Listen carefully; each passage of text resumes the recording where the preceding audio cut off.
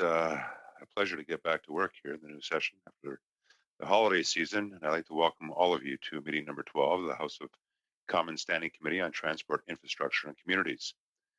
Today's meeting is taking place in a hybrid format pursuant to the House Order of January 25th, 2021. The proceedings will be made available via the House of Commons website. So you are aware, the webcast will always show the person speaking rather than the entirety of the committee. To ensure an orderly meeting, I would like to outline a few rules to follow. Members and witnesses may speak in the official language of their choice. Interpretation services are in fact available for this meeting. You have the choice at the bottom of your screen of either the floor, English, or French. For members participating in person, proceed as you usually would when the whole committee is meeting in person in the committee room. Keep in mind the directives from the Board of Internal Economy regarding masking and health protocols. Before speaking, please wait until I recognize you by name. If you are on video conference, please click on the microphone icon to unmute yourself. Those in the room, your microphone will be controlled as normal by the proceedings and the verification officer. A reminder that all comments by members or witnesses should be addressed to the chair. When you are not speaking, your mic should be on mute. With regard to a speaking list, the committee clerk and I will do our best to maintain the order of speaking for all members, whether they are participating virtually or in person. Pursuant to Standing Order 1082, the committee is meeting today to continue its study on the impact of COVID-19 on the aviation sector. Now I would like to welcome as well as introduce our witnesses for today. We have from Air Canada component of the Canadian Union of Public Employees, Mr. Wesley Lasowski, President.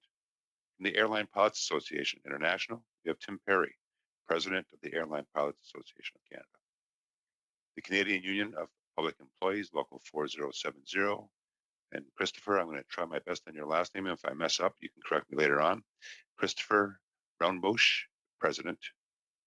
The International Brotherhood of Electrical Workers, we have Paul Cameron, Business Manager and Financial Secretary, as well as no stranger to the hill, Matt Wayland, Executive Assistant to the International Vice President and Canadian Director of Government Relations.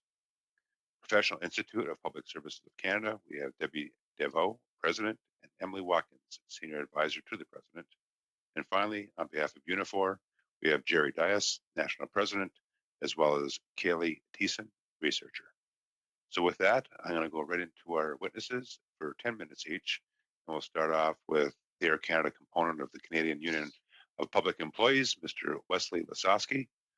Mr. Lasowski, the floor is yours for 10 minutes. Excellent, thank you.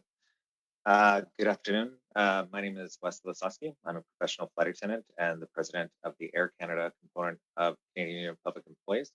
I represent just shy of 10,000 flight attendants at Air Canada and Air Canada Rouge. I'm also the president of QP's airline division, which represents 15,000 flight attendants at 9 different airlines across Canada. I'm very grateful to the committee for the invitation to appear today and speak about the impacts of the pandemic on workers like me in Canada. Flight attendants, as you know, were some of the first workers in Canada to confront COVID-19 in the workplace. And even as many were flying repatriation flights to bring Canadians home from around the globe, flight attendants were losing their jobs by the thousands. And unlike many other sectors of the economy, by and large, those jobs have not come back since the onset of the pandemic last March. In fact, we have hundreds more being laid off next week. Around 3/4 of our members are currently laid off, wondering if there will even be an industry to return to once the pandemic dust settles. Needless to say, it has been a difficult year for us. And to be quite frank, it has been much more difficult than it needed to be by the federal government, which has repeatedly ignored our calls for help and rarely, if ever, consults labor representatives on major decisions affecting our members, their health and safety, and their livelihoods. On behalf of our 15,000 members, I would like to propose the following for the committee's consideration. Number one, the government needs to better protect the rights of airline workers to a healthy and safe work environment, including the right to refuse unsafe work. Our members went through hell in the early months of the pandemic, and we had a regulator that refused to act when we tried to push for protections to make our jobs safer. The government needs to work with us, not against us, to make flying safer for cabin crew and the flying public. Number two, it's time for the government to take a serious look at implementing pre-boarding rapid testing at airports. For months, we've been calling on the federal government to implement rapid testing to make flying safer for both cabin crew and the public without harming the industry. Instead, the government hastily imposed its pre-travel test policy earlier this month, which the numbers show does nothing to increase safety and which leads to 1,000 more jobs lost overnight. Number three, our industry needs targeted financial aid from the federal government that prioritizes protecting workers and their families from the impacts of the virus. We are perplexed that Canada remains the only G7 country without a comprehensive aid package for the airline industry. Since April, we've been hearing that financial aid for the industry is just around the corner to help protect tens of thousands of jobs. And yet, each time we think government may act, we're met with more delay and disappointment. Number four, the government must fix well-intentioned programs like the Canada Emergency Wage Subsidy so they cannot be abused by employers. The program was established to help employers avoid sweeping layoffs by covering 75% of the payroll, but instead of honoring the intent of the program, Air Canada, for example, has laid off the vast majority of its workers, including around 8,000 of my members, but is still utilizing the wage subsidy for active employees. And the federal government has, since day one, resisted putting in any conditions on the program to prevent companies from taking the money while leaving the workers behind. Canada is a very large place. More than almost any other country, we rely on a safe and dependable air transportation network to connect our communities and keep our economy strong. Just like roads, highways, ferries, and rail networks, Canada needs a strong airline industry. Ours is an industry where safety is paramount. We should all be concerned with the long-term implications of losing tens of thousands of flight attendants, pilots, air traffic controllers, aircraft technicians, and other workers who have years of training and expertise in keeping the public safe while they're 30,000 feet in the air, all because the federal government decides not to act when it had the chance. Our members answered the federal government's call for help when COVID-19 struck. Now we ask that you answer theirs. Thank you, and I look forward to your questions. Thank you, Mr. Lasowski. We'll now move on to the Airline Pilots Association International, Mr. Tim Perry. Tim, 5 minutes, the floor is yours. Thank you very much. On behalf of 5,500 professional pilots at 16 airlines in Canada, ALPA appreciates the opportunity to provide comments to the committee for its study on the impact of COVID-19 on the aviation sector. As you know, workers continue to bear the brunt of the impact COVID-19 has had on the aviation industry. The almost complete shutdown of the industry has made flight operations a financially losing proposition, and the industry's eventual restart very complex. Aviation jobs in particular will either take several years to fully return due to the extensive time required to requalify, or worse, disappear altogether. While other governments around the world have been quick to support their airlines and people, we are still waiting. I would like to remind you that compounding this issue is the fact that prior to COVID-19, our industry faced a severe pilot shortage. Any study will tell you that we will face this issue again before long, and this time even more acutely and with even more severe consequences to the industry. This path of inaction will ensure dire consequences not just now, but in the future as well. I want to emphasize as clearly as possible right now, because I've become aware of some misinterpretation here from talking to many over the last number of weeks and months. Safety for Canadians is and always will be number one. He agrees on this. We do, however, if better information was taken into account and proper consultation occurred. But I will speak to that more in a moment. Nothing I say here is in any way contrary to the public safety of Canadians. ALPA's position on how to help the industry weather the storm has, since the beginning of the pandemic, consistent. Implement an aviation-specific financial program with strong labor protections that provides direct support to airlines that have been significantly impacted by the COVID-19 pandemic. I understand that this seemingly simple request may be challenging to deliver, even when all parties agree about its necessity. With this in mind, I want to offer our perspective and experience as an organization deeply familiar with the sector. Highlight the perspective that we bring to the table and put a human face on the impact the pandemic has had on the airline industry. I have several letters from our members expressing in their own words the impact, the hardship, and the frustration that the lack of support for the industry is creating in their lives. I will forward these to you, and I strongly urge you to read them as you consider a path out of these unprecedented times for the sake of its workers and our country. To date, meaningful dialogue between the government and aviation labor organizations has not adequately occurred. Unless this changes and changes soon, it will be to the detriment of aviation workers, the industry, and to Canada's economy. Policies and decisions that ultimately affect so many Canadians, and workers in particular, cannot continue to be made without proper consultation and engagement. For example, conflicting definitions for crew in orders in council, interim orders, and guidance materials have caused confusion, not only for those pilots who are fortunate enough to still be working, but also for those who are charged with implementation and enforcement of COVID requirements that apply to air transportation, such as airlines and CBSA agents. And with more restrictions currently being considered by the government, the industry is faced with an even bleaker outlook, as it will increasingly be unable to absorb them unless there is substantial support from the government to compensate for the impact more restrictions would have. The uncoordinated patchwork of federal, provincial, and territorial jurisdictions that is dealing with the pandemic, combined with the lack of financial support from the federal government, has created the perfect storm for the failure of Canada's airline industry. 1 minute, Mr. Perry. Yes, sir. 1 minute. 1 minute. ALPA offers significant expertise and a unique perspective on the industry. We speak for and defend those who are most affected and acutely in need of stability. As the industry remains under threat, we need to take action now and together to ensure the stabilization, continued viability, and ultimately the survival of the airline sector in Canada. Thank you very much. I look forward to your questions. Thank you, Mr. Perry. Well done. We're now going to move on to CUPE Local 4070, Canadian Union of Public Employees, Mr. Rowenbush. Thank you very much for having me. Again, my name is Chris Rowenbush, and I've been a flight attendant at WestJet since 2002. I am the president of CUPE Local 4070, representing the over 4,100 flight attendants at WestJet, WestJet Encore, and Swoop. Thank you for having me. Canadian Airlines are in crisis. It's a crisis caused by COVID, but made worse by the inaction from our government. To put the crisis in perspective, let me tell you quickly that I have just avoided layoff for February by 2 years of service.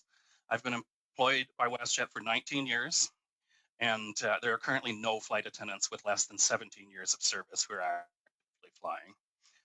Roughly 4 out of 5 flight attendants at WestJet are grounded right now. According to the International Air Transport Association, IATA, in their report titled The Value of Air Transport in Canada, which was published in 2019, just prior to the pandemic, the aviation sector directly supported 241,000 jobs in Canada. Our sector supported another 146,000 jobs through the necessary supply chains and other support businesses. Our sector supported yet a further 55,000 jobs through spending of wages earned by our sector's workers. A total of 633,000 jobs are associated with the air transport sector, and that includes as well 190,000 jobs created from foreign tourists. The aviation sector, including domestic-based airlines, generated American dollars $37 billion of GDP annually prior to the pandemic. Since that report from IATA in 2019, Canada's aviation sector has shed hundreds of thousands of jobs as a direct result of COVID-19. Some of these workers are on the CEWS wage subsidy, but many are not.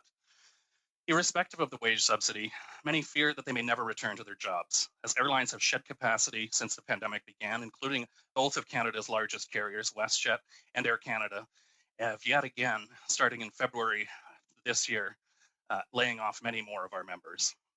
Much of this capacity will, sadly, likely never return.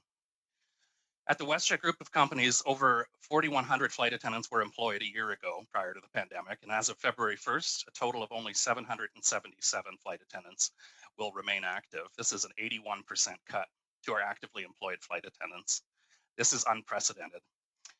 We have heard the government discuss the importance of regional routes, and air service is one of their top priorities for any aid that they might provide to our sector. This is an understandable position, but the reality is that regional air service is most productive when regional routes are connected to a larger network of domestic, transborder, and international flights on a main carrier's global network. Regional routes are not efficiently served as strictly point-to-point service just because the government demands so. Regional routes are best served with multiple frequencies served by more than one carrier, which benefits consumers in these regions. Good regional air service is a byproduct of healthy global networks built by airlines over time. Good regional air service cannot thrive simply because Ottawa decrees so, but because regional routes feed these airlines' global networks, therefore creating profit. That's the incentive that's needed to properly see regional markets well served, with more and more service being added. Unless, of course, Ottawa wants to nationalize passenger air service once again. If I leave you with nothing else today, please do hear this. We can't assume that airlines like WestJet or Air Canada will simply bounce back after the pandemic ends. The damage being done to the sector is too intense to survive, particularly if the pandemic continues. A country as large as Canada needs profitable airlines, and I'm deeply concerned we won't have them if this government doesn't act fast. Canada is and remains the only G7 country without government sectoral support for airlines. In the US, billions of dollars in government aid have been provided to airlines to help keep them afloat. The WestJet network is operating at a level seen in 2001 based on flights per day and available seat miles, the key indicator of an airline size and market offering. 1 minute, Mr. Roundbush. Thank you. As Canadians, we cannot afford to let things happen that are currently transpiring in our industry. This government cannot afford to recklessly be complicit in abandoning our key sector that contributes to our national economy, particularly after hearing testimony from my colleagues and myself today. I implore the committee to take our testimony today with the weight and seriousness that it deserves. Our sector urgently needs federal sectoral support. Sectoral support coupled with nationwide pre-board testing program is the only way to avoid the national disaster that would be the full or near collapse of Canada's airlines. Thank you. Thank you, Mr. Roundbush. Well done. We'll now move on to the International Brotherhood of Electrical Workers. We have Mr. Paul Cameron as well as Mr. Matt Whalen. Gentlemen, the floor is yours for 5 minutes. Thank you, Mr. Chair. Good afternoon, committee members, fellow witnesses, and guests. I would like to thank you for allowing us to present here today, members of the Standing Committee on Transport, Infrastructure, and Communities, for your study on the impact of COVID-19 on the aviation sector. My name is Matt Whalen, and I am the Executive Assistant to the International Vice President and Canadian Director of Government Relations for the IBEW. The International Brotherhood of Electrical Workers, or IBEW, represents 70,000 members here in Canada and over 775,000 across North America in a variety of sectors. For today's discussion, we'll be focusing on our members that work at NAV Canada. Joining me here today is Paul Cameron, Business Manager of IBEW Local Union 2228, which represents just over 2,000 members across the country, including all 600 workers at NAV, or 600 members rather, at NAV Canada who work as electronics technologists. NAV Canada is a private, not-for-profit corporation that provides air traffic control, airport advisory services, weather briefings, and aeronautical information services for more than 18 million square kilometers of Canadian, domestic, and oceanic airspace. They are Canada's sole air navigation service provider, and prior to privatization were once part of Transport Canada. NAV Canada's safety record is undeniably one of the best in the world amongst air navigation service providers, thanks in large part to the expertise of IBEW members and those who belong to the 7 other unions that represent over 4,000 highly skilled NAV Canada employees nationwide. We often describe NAV Canada as an essential utility, much like our electricity system. Many people take electricity for granted until the day power lines are down, you cannot be reached. NAV is a utility that is used by international and domestic airlines, and it cannot simply be reduced in capacity and returned to a full level of functioning by the flip of a switch. NAV Canada's customers include airlines, air cargo operators, air charter operators, medevacs, air taxis, helicopter operators, and business and general aviation. NAV operates under the Civil Air Navigation Services Commercialization Act and recovers its operating expenses through service charges from its customers on a break-even basis. And herein lies the major issue for NAV Canada. They are restricted to operating on that break-even basis. With air traffic down 86.8% year over year, according to Stats Canada, it didn't take long for them to run into financial issues, much like the other presenters have mentioned here today across the aviation sector. NAV Canada is currently losing millions of dollars every day even after the benefit of the Canada Emergency Wage Subsidy is factored in. IBEW members at NAV Canada are employed as electronic technologists with specialized training in aviation navigation technology. This specialized training is delivered by NAV Canada to eligible employees who are hired after completing electronics technology courses on their own. NAV's training is not offered at any other school in the country. The specialized training for IBEW members can take up to 2 years to complete. Our members and those experts working for the 7 other unions at NAV Canada work in close collaboration with one another on a daily basis, and one can simply not operate without the other. Now, these professionals are being laid off, and they are not going to wait around for a call back to work. Their skills and expertise will land them in jobs in other sectors around the country and around the globe, leaving a massive gap in NAV Canada's ability to ramp up service when air travel returns to pre-pandemic levels, which we are all hoping for. And simply replacing laid-off workers who seek work elsewhere is not as simple as you may assume. Inaction on this request will cost Canadians the training and expertise of these professionals that have kept our skies safe and will only allow a slowdown to the post-pandemic recovery for Canada's air travel, cargo, and tourism industries. 1 minute, Mr. Whalen. Thank you. I think that is an important point bears repeating. Reducing staffing levels and the company's capacity to provide an essential service now and for many years into the future is a potential catastrophic safety risk to the aviation sector and the Canadian public. We need the federal government to act now. It's time to put safety first. Our ask is simple. We want to see emergency funding in the form of a grant to NAV Canada in the amount of $750 million for both 2020 and 2021. That will help stabilize their operations, retain all NAV Canada employees, including those workers that have been laid off since the pandemic began. This will ensure NAV can safely continue to deliver the key services post-pandemic and into the future.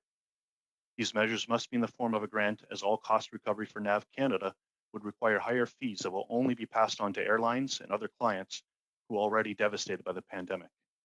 We urge the Government of Canada to act now. Further delays will only exacerbate the problem. Thank you for your time. We look forward to your questions. Thank you, Mr. Whalen. Well done. We're now going to move on to the Professional Institute of Public Service of Canada. Ms. DeVoe, President, as well as Ms. Watkins. The floor is yours for 5 minutes. Thank you very much. Good afternoon. My name is Debbie Davio, and I'm the President of the Professional Institute of the Public Service of Canada. We represent over 60,000 professionals across Canada.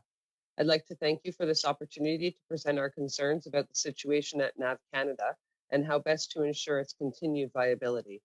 I'm accompanied here today by my senior advisor, Emily Watkins, and we are both available to answer questions after the presentations.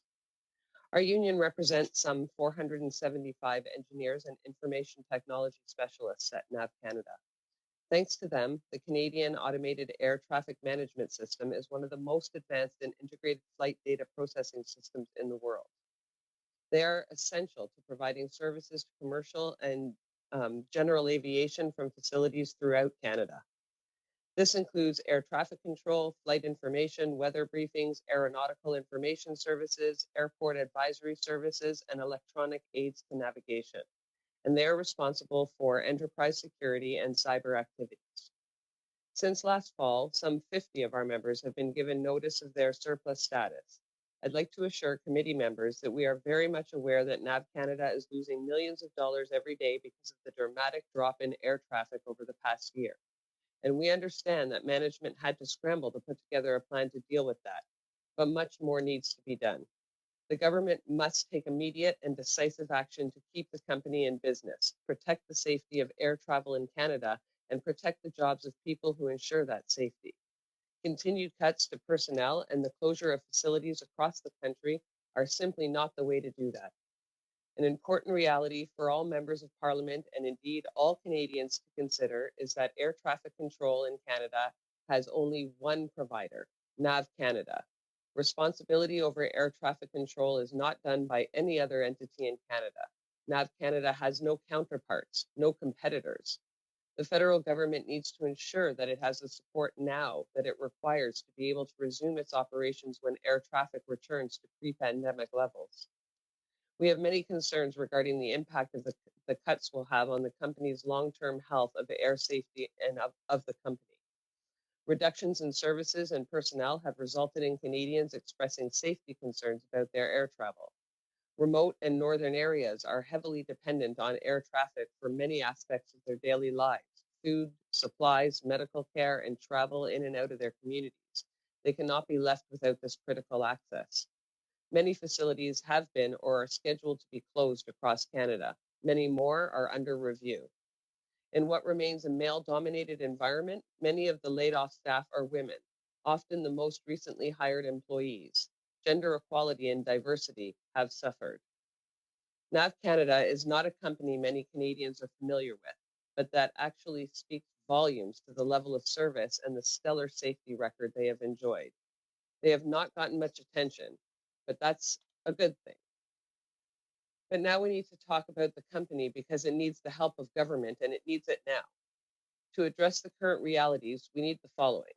The government must take immediate and decisive action to support NAV Canada by providing it with sufficient emergency funding to get it through this crisis. This must take the form of a grant in the amount of $750 million for each of the next 2 years to preserve and restore its workforce and continue to deliver its key services. A grant is the only viable government financial support option, as the cost recovery model used by NAV Canada would require it to charge higher fees to airlines who are already devastated by the pandemic. The grant must be accompanied by a moratorium on layoffs. The skills, expertise, and experience that has kept our skies safe must be retained. They are the key to the successful recovery of air travel and related industries in Canada. Every effort must be made to rehire the former employees once the air travel industry resumes normal activities. Such specialized staff cannot be found and trained overnight. Given the airline and related industries' huge impact on the Canadian economy and the tens of thousands of direct and indirect jobs affected, I'd like to conclude by emphasizing how further inaction will only slow down Canada's post-pandemic recovery. I urge government to step in right away. Thank you for your time. I would be happy to answer your questions. Thank you, Ms. Davio. Well done. We're now going to move on to Unifor. We have Mr. Dias and Ms. Thiessen. To both of you, you have 5 minutes and the floor is all yours. All right, thank you. So my initial comments will be to the committee. So far, you've listened today to the heads of the largest public and private sector unions in this country. And as you can tell, we're frustrated, we're disappointed, and frankly, we're completely pissed off over the lack of action of the government on this important file. So thank you for inviting me to speak today on the impact of COVID-19 on the air transportation industry. You've already heard the headline statistics. Air traffic plummeted in the second quarter of last year and remains unsustainably low. Even in October, 8 months after the pandemic began, air transportation related GDP was only 10%. 10% of the pre-pandemic levels. Passenger traffic was only 15%, and domestic and international flights remain at all-time lows. Those are just a few of the most recent statistics. With the new travel restrictions being discussed, we know these numbers are going to get worse. Each of those numbers represents real hardships for tens of thousands of workers across the country. Unifor represents more than 15,000 workers in the air transportation industry. Our members are pilots, customer sales and service agents, air traffic controllers, and flight service specialists. They work as aircraft mechanics and flight schedulers, flight attendants, and baggage handlers. They keep our airports running smoothly. They've all been taking a beating like no other during this pandemic. Let me tell you what our members and locals have experienced as a result of this crisis. 45% of our members and airlines are either laid off, furloughed, or have had their employment relationship completely severed. At Air Canada alone, 60% of our members are laid off. At Porter and Sunwing, all of our members are laid off or furloughed. At ELS, our members have been permanently let go as their work is now being done by another entity altogether. Many workers have already lost their health insurance and more are given notice each day. They are being forced to take pay cuts in order to avoid layoffs, all while wondering if they'll have a job to go back to. We've been here before and we do not need to go through it again. It's not only workers feeling the effects, communities are struggling too. Air Canada has closed 17 stations and suspended dozens of routes.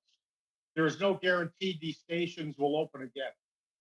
Our members at NAV Canada are warning that flight services at rural airports have been cut and 2 flight information centers will be closed. Pilots are losing flight time and trainees in every job category and have been let go. Training to recertify can take up to 2 years and is incredibly expensive. All of this has direct impacts on the cost of training and recertifying, as well as safety when commercial travel restarts in earnest. I could go on, but I want to get to the solutions. Unifor began warning of the grave effects of the industry already way back in March. We have not let up. We have met and written to government nearly a dozen times on this topic, but the government refuses to act. We are calling on the government to create a national recovery plan for the aviation industry. Without a plan, Canada's workers and employers are being left in the dark. The plan must include vital government support to carry Canada's airlines, airports, and navigation services through this crisis and ensure they are ready and able to fly again as soon as restrictions are lifted. People are going to want to fly again, and right now there is no plan in place that ensures capacity will exist to serve the pent-up demand.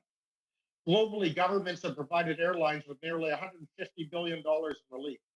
Canada has provided less than $2 billion, of which $1.1 billion was in wage subsidies. In the G7, only Italy has provided less. We can and we have to do better. The plan must ensure services are preserved and remote locations do not lose service or the vital connection to medicine, business, and family and friends. 1 minute, Mr. Dias. No problem. The plan must include adopting border restrictions to safely reopen borders when it is safe to do so, in line with the International Civil Aviation Organization's universal standard to implement rapid testing and dynamic quarantine. All of this is outlined in our recovery plan submitted to the government in October. Copies have been provided to you.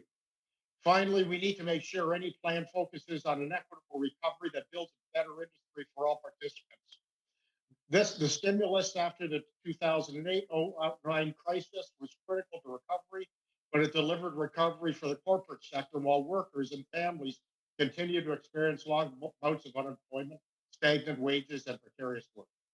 Every worker deserves better. I look forward to answering your questions, and thank you.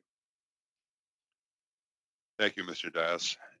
We're now going to move on to our speaking list. We have 6 minutes for each member, the first round.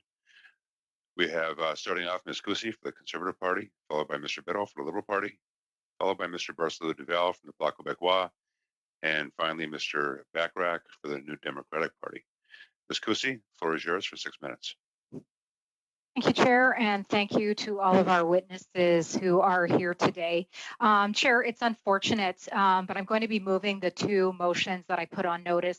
I think this is perhaps a lesson in hindsight and also looking ahead that perhaps we should plan to schedule committee business on our return to the House after any significant period of delay, because certainly we want to use the time which our witnesses are here as best as possible, but I also feel that these motions need to be made for ultimately their benefit in the end. So the first motion I put on notice, which I will read now, is that the committee hold a minimum of 1 meeting to hear witness testimony from Transport Canada officials regarding approval of the 737 MAX aircraft return to service, and that these meetings occur no later than the 18th of February 2021.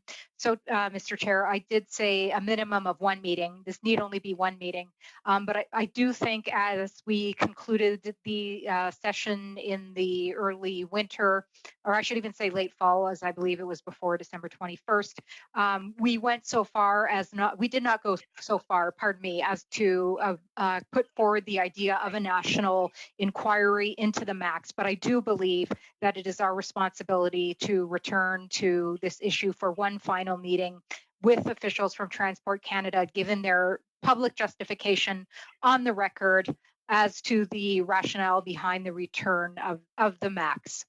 My second notice of motion, which I'm putting forward now, is that the committee invites the transport minister to appear for 2 hours, with the first hour focused on the supplemental mandate letter, which of course bring very important points, new points. The first one particularly relevant to the group of witnesses we have here today around an airline plan.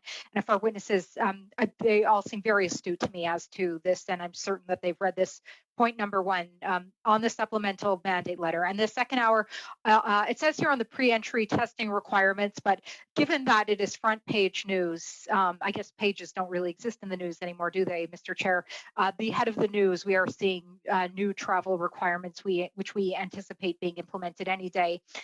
So relevant to that, and this meeting occur as soon as possible, but not later than the 25th of February, 2021. So I put forward those motions, which I put on notice, previous chair. Again, my sincere apologies to the witnesses. And again, I'm hopeful in the future we can put forward at least a hour of committee business prior to having witnesses scheduled, so as not to take away from their valuable time. Thank you, Mr. Chair.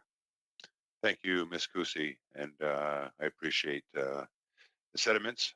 That was actually something that we were going to move forward with following this meeting, was being our first meeting back in session, was with a committee business meeting, but having put forward today, that's fine.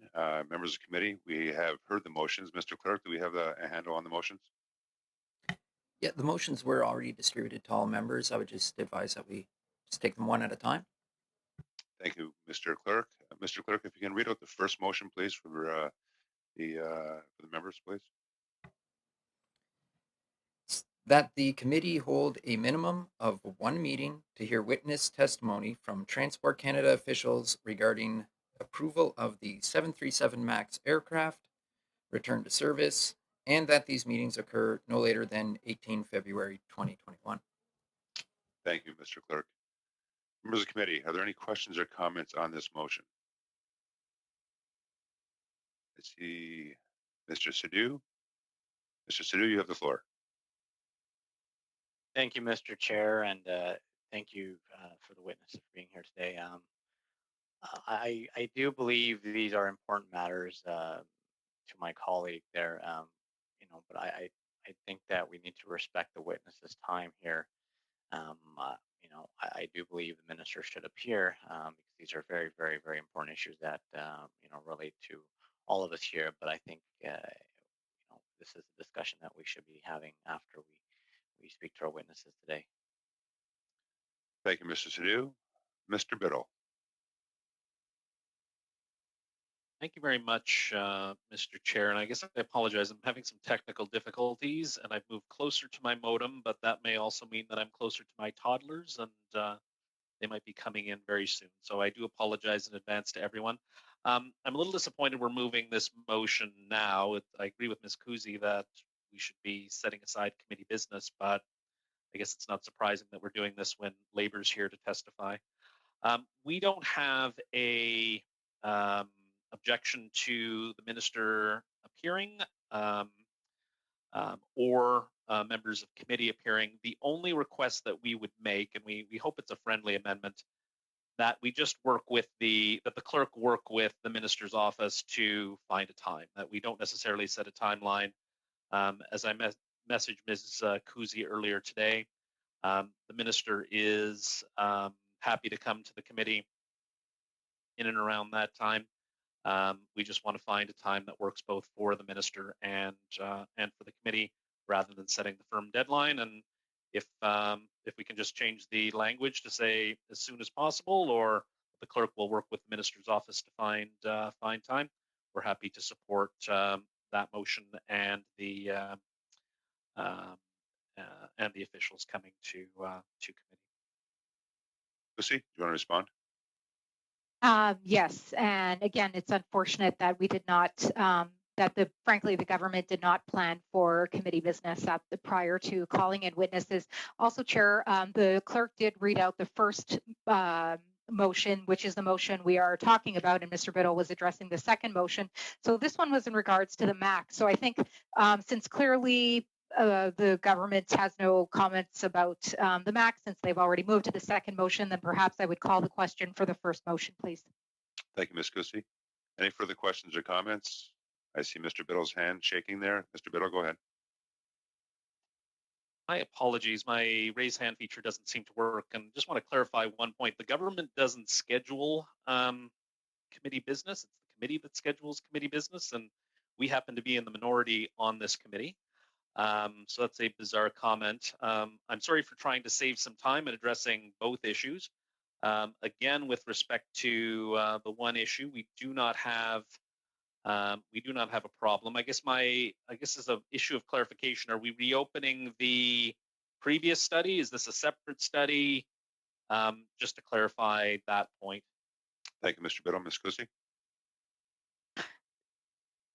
This is one meeting to address this is one meeting that I'm proposing for Transport Canada to come back. It's not a separate study. And Mr. Biddle, for every time you raise an objection to the motion when I've called the question, you are wasting the witness's time. So let's move forward, please. Thank you, Ms. Cusi. Any further questions or comments to the motion number one? Just an FYI, folks, it's a lot easier if you use your electric hand raised instead of raising your hand on the screen, because I have multiple screens here. So with no further questions, I will call the question to Ms. Cusi's motion. All those in favor?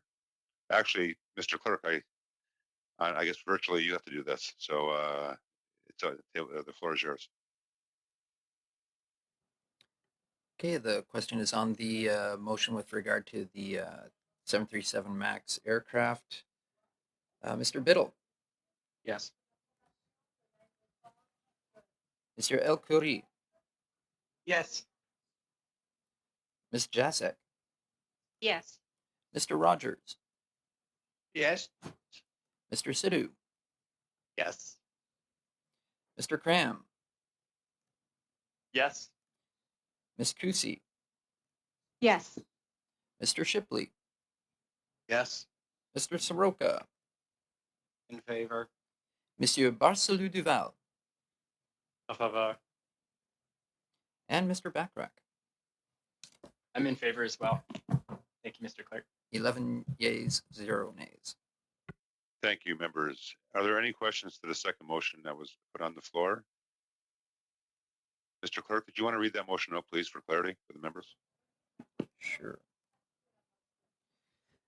That the committee invite the Transport Minister to appear for 2 hours, with the first hour focused on the supplemental mandate letter and the second hour on the pre-entry testing requirements, and that this meeting occur as soon as possible, but no later than 25 February 2021.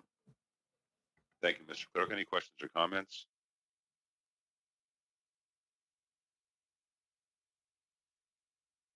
Mr. Biddle. Thank you so much, Mr. Chair. And again, I apologize if there's crying in the background and my raise hand feature is not working.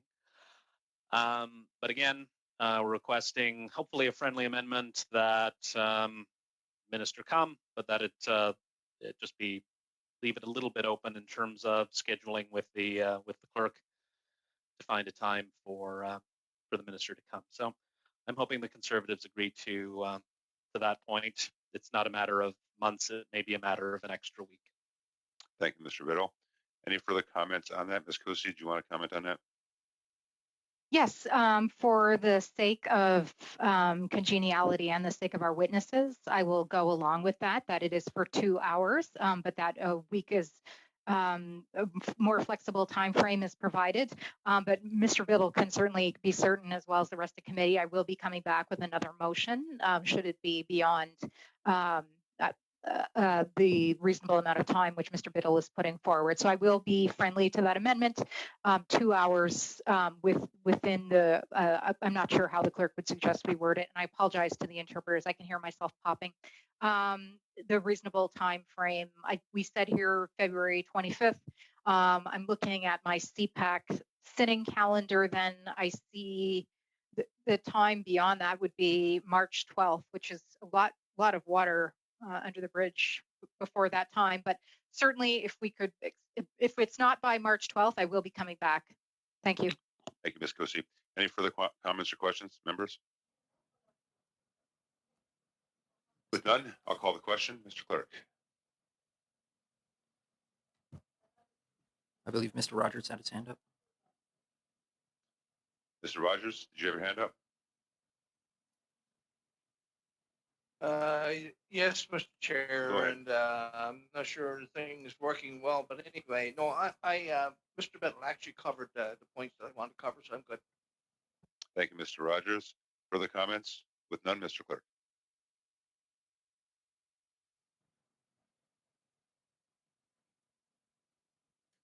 Okay, so I guess we're taking it for granted that Mr. Biddle's suggestion was adopted unanimously, that the date is now March 12th. Correct. Okay. Mr. Biddle.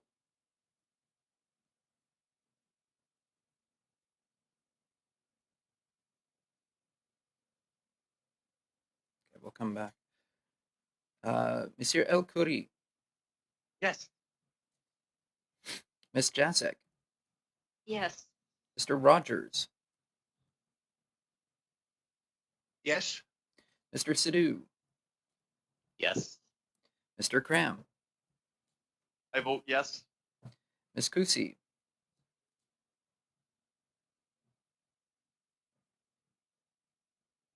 Ms. Kusi. My apologies. Yes. Mr. Shipley. Yes. Mr. Soroka. In favor. Monsieur Barcelou Duval.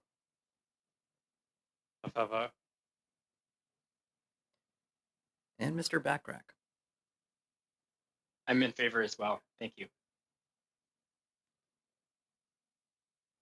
Okay, we have 10 yeas, 0 nays. Thank you, Mr. Clerk. Thank you, Ms. Kusi, and all those that are intervened and spoken this motion. We're now going to go back to Ms. Kusi. You're in by about a minute and 27 seconds, Ms. Kusi, and you have 6 minutes total. The floor is yours. Thank you, Chair, and thank you very much for the teamwork of this committee, and thank you very much for the patience of our witnesses who have taken their time to come here today. Mr. Dice, I'm going to go back to you. We know you as the champion of the steel workers. After this, the auto workers. Tell us again how bad. Let's focus on the workers. How bad is the situation, please? Well, first of all, we have more members who are not working than are working. And the concern is, A, about today, the financial situation today, some of our members who are furloughed that are receiving nothing. But the bigger issue is what happens when we are coming through the pandemic? What happens when we don't have a strong industry? What happens when we lose air traffic controllers and pilots to other countries or they move into other industries? How are we going to restart the economy that we know is going to need a jumpstart? So the frustration that we are all expressing is about where we're at today, and as importantly, where we're going to be tomorrow and next year, because this is an industry that is going to take forever in order to get back on its feet. So we've lived the bankruptcies of Air Canada. We've lived the bankruptcies of the industry in the past. We don't want to go down that road. And that's why there's a lot of frustration today, because we're the only nation out of the 20 nations in the world with major industries. Canada is the one that has did the least. One can argue Italy as well. Ms. Kusi? Thank you for that, Mr. Dyson and Chair. I'm going to go down to Mr. Perry. I feel like, unfortunately, I know many of our witnesses here far too well for what they've experienced as leaders in their organizations to this point. Mr. Perry, can you tell me, please, what percentage of your membership is currently on furlough as a result of COVID? Mr. Perry?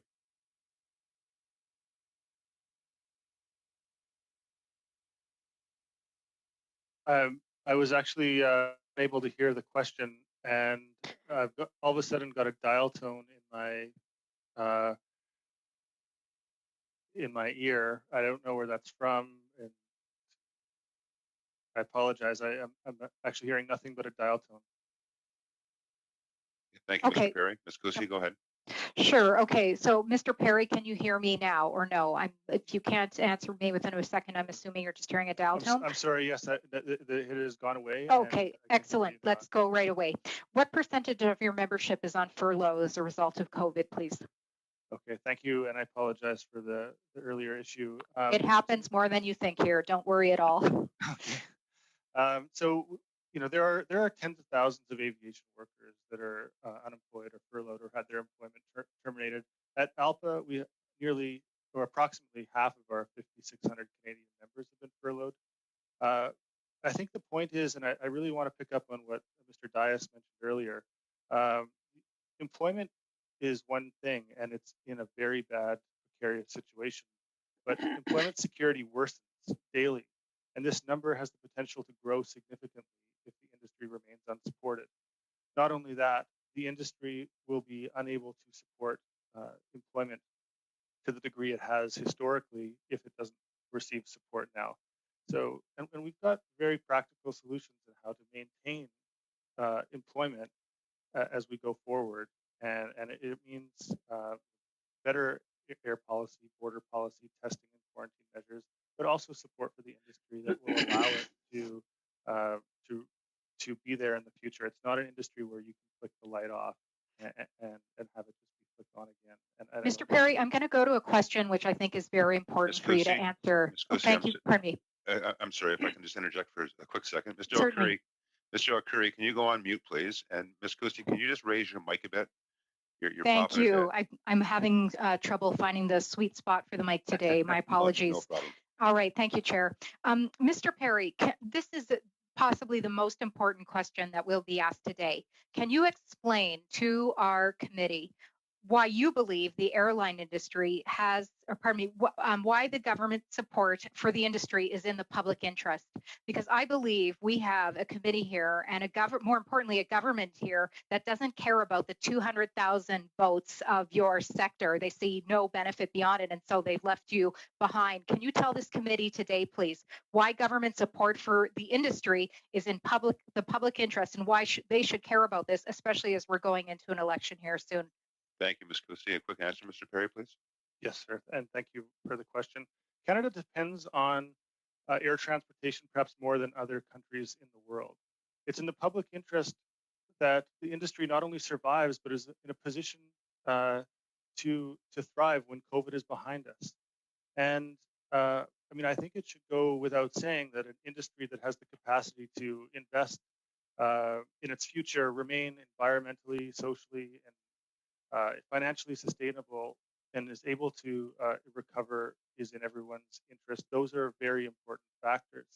And the movement of people, goods, and services for which air transportation is best positioned is paramount to Canada's recovery. And it's for that reason and those reasons that it's in the public interest. And thank you for the question. Thank you, Mr. Perry. We're now going to go on to... Thank you, Chair. Thank you, Ms. Kusi. We're now going to move on to the Liberals with Mr. Biddle for 6 minutes. Now, I'm not sure if Chris is on board because I think we lost him. He's having some issues. Mr. Biddle, are you there? He's not. Mr. O'Curry, you are now up. You have the floor. Merci, Monsieur le Président, et bienvenue à nos témoins. Comme vous savez, c'est tellement important de comprendre l'effet de cette pandémie, la COVID-19 sur. As you know, it is very important to understand the effects of the pandemic, and that will help us to find the best way to help. As you know, this pandemic has caused a reduction. COVID has brought an incredible reduction in the number of flights, domestic and international, and the number of passengers has gone too. So this sector is clearly in a terrible situation. So my first question is for Mr. Wesley Lazowski. Do you believe that the support for the airline sector should be conditional on reimbursing people whose flights were canceled? Order, thank you. Yes. Mr. Clerk, we're not hearing any from translators. The mic is on.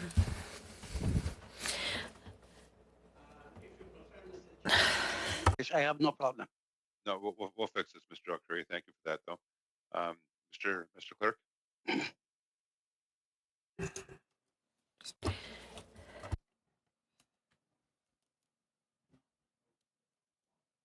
the interpreters could. This is the English channel. This is the English interpreter on the English channel. Can you hear me? This is okay. This is the English interpreter on the English channel. The question was whether support for the airline sector should be conditional on reimbursing passengers who had paid for flights but whose flights did not take place. Again, thank you. Okay, merci. Thank you very much. So my first question is for Mr. Wesley Lazowski. Do you believe that support to the airline sector should be conditional on reimbursing clients whose flights were canceled by the airlines? Thank you. As the president of PP's Airline Division, my focus and my priority is the safety and the livelihoods of my members, not the corporate undertakings of the airlines. What I can tell you is that as people whose lives have been deeply affected by this pandemic from a health perspective and a financial perspective, is that we strongly reject being used as political football in these negotiations between the airlines and the federal government. The reality is that there are hundreds, if not thousands, of members who can't make rent right now because of the government not acting. Thank you, Mr. Lazowski. Mr. O'Curry, the floor is yours. Yeah, thank you. Certains compagnies. Some companies took advantage of government support.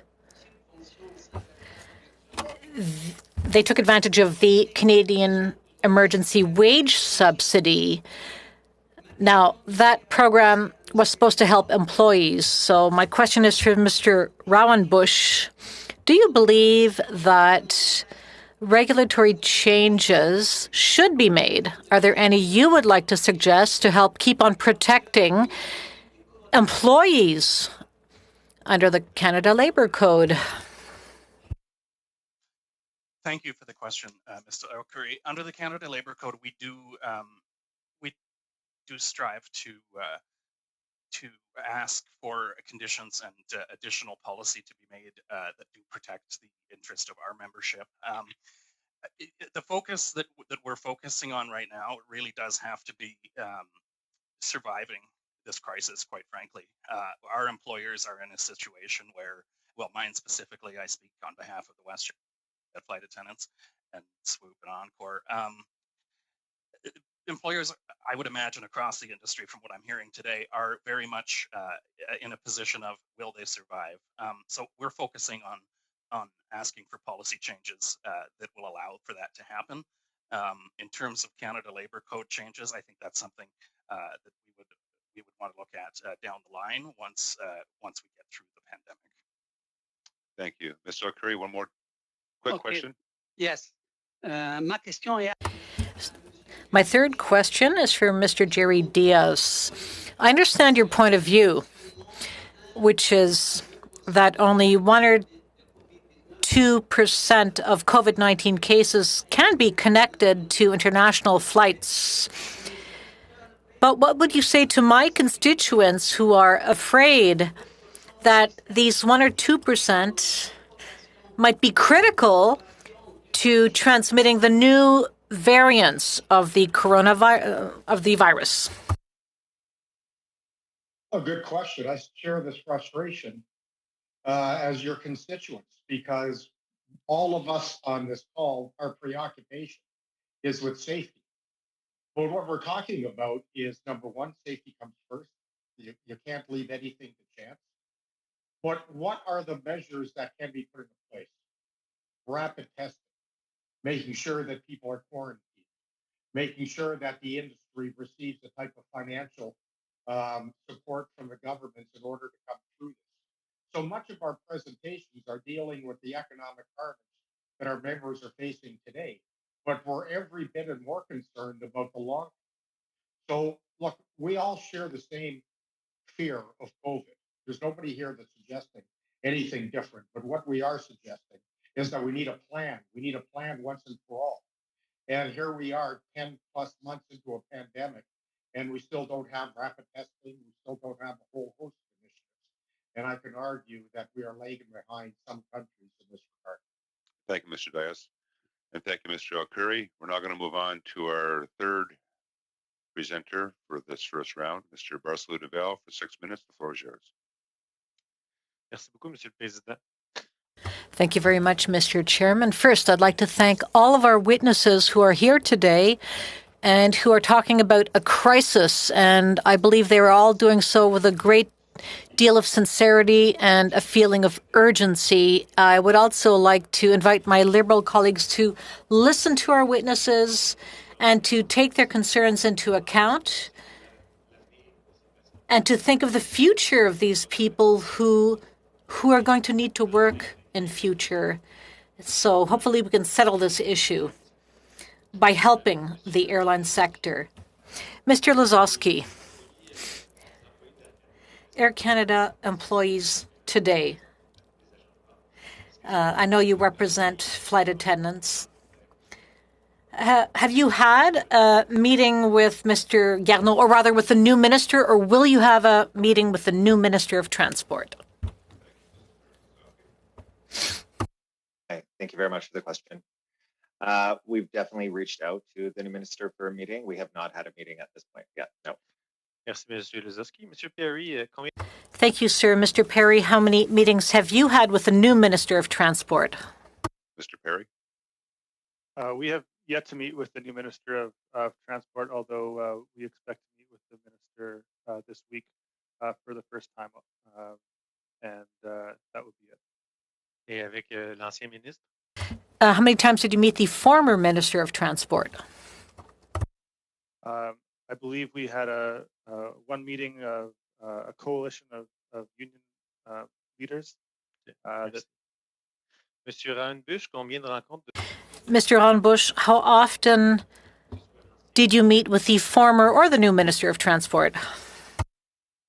Thank you. I had never met with the previous Minister of Transport. We have reached out to the new Minister of Transport as well and have not heard anything back. We have not met and do not currently have the time to meet with the Minister. Merci, Monsieur Wayland. Thank you. Mr. Wayland, you see me coming. The previous minister, we've had meetings with staff and the parliamentary secretary, but not the minister. And we have reached out to the new minister's office to re-engage. Madame Davio? Ms. Devio. Ms. Devio? C'est la même chose exactly. Same answer. We met with other unions. Mr. Diaz. Oh, rather, we met with employees from the minister's office. Mr. Diaz. I met with Omar last week, the current minister. I've had at least 2 or 3 discussions with former Minister Garneau. Spoke to former Minister Bill Morneau, Garneau. I've spoken to Christian Freeland. I've spoken to the Prime Minister's office. I've spoken to every bureaucrat in Ottawa. So I think it's fair to say that the federal government knows our position and our frustration level. Thank you, Mr. Dias. Mr. Barcelou Deval? Merci, donc ça. Thank you very much. So it seems that, Mr. Diaz, you're the exception to the rule. Maybe you can tell the others how you did it so they can also meet with the new Minister of Transport. And I certainly hope that everybody will get the ear of the new minister. Do with my charming personality and my striking good looks. Okay, maybe neither. It wasn't very complicated. We looked it up the phone and I asked for a meeting, and his office was very cooperative, and we reached out. We had a very lengthy discussion on the challenges of the industry. Specifically, we talked in depth about how our members were feeling the frustration, what Canada should be doing as it relates to the industry, the concerns about the future. NAV Canada, we talked for quite a while and we covered. I'd like to thank all of the issues.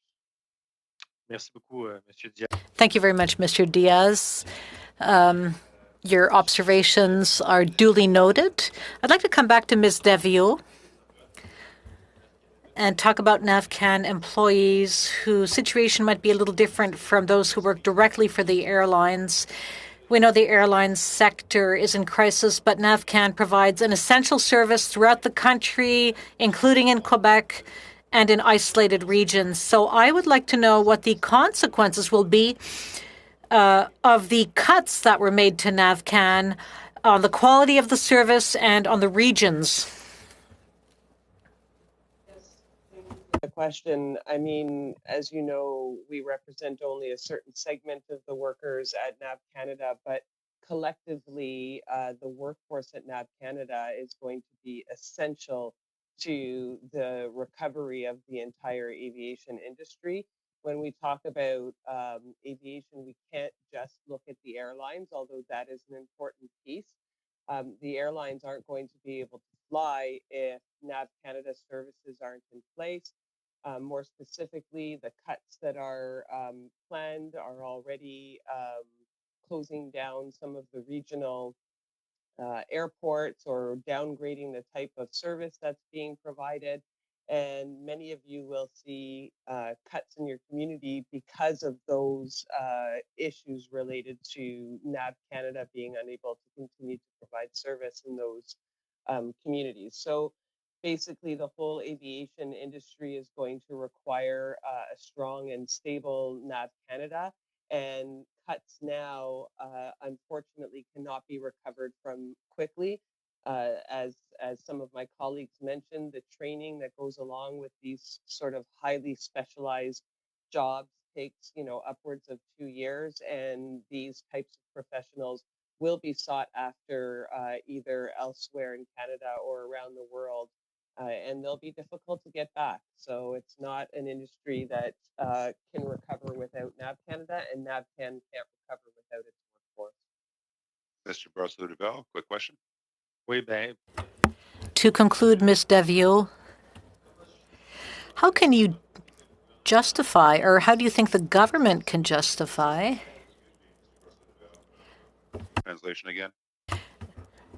the interpreter is on the English channel. My mic is on. Is the English interpretation coming through? Good. Good. So, Ms. Devio, as far as you're concerned, how can you explain the fact that the government is imposing huge fees on the airlines despite it being such a critical sector? And how can it be cutting positions at NAVCAN? How can you see that being justified? Well, NAV Canada is a fee-for-service company, so it after being privatized, it recovers its money from those fees to airlines, and so as the number of flights have dropped, in order for NAV Canada to be able to maintain a certain level of service, it has to charge even higher fees. It's why we're asking for a grant for NAV Canada, not a loan, because a loan would result in higher fees to airlines down the road. And that's certainly not going to help anybody. At the same time, the higher fees are not enough to sustain its workforce. They're having about a $750 million a year deficit, and for every year that this pandemic goes on, NAV Canada's budget is reduced by that, has having a shortfall by that amount. Thank you, Ms. Davio, and thank you, Mr. Barcelona-Duval. Our last intervention for the first round is the NDP, Mr. Bachrach, for 6 minutes. Mr. Bachrach, first off, I just wanted to congratulate you on your new role as the transport critic for your party. Welcome aboard. Thank you very much, Mr. Chair. Floor is yours. Thanks so much, and thank you to all of our witnesses. This has been some excellent testimony, and I really appreciate the answers to the questions thus far. I wanted to start either with Mr. Rowenbush or Mr. Lisowski, or perhaps both, and talk about the wage subsidy program and the fact that, to my understanding, a lot of the workers that you represent have been fully laid off from their positions. When the companies had the option of furloughing them and using the wage subsidy to provide them with some financial benefits while they were furloughed. is the wage subsidy serving your members? Is it serving the workers in your industry, or should it be structured differently in order to make sure that workers are protected, that they have what they need during these difficult times? Maybe starting with Mr. Lasowski, only because he's on the left side of my screen. Mr. Lasowski, the floor is yours. Perfect.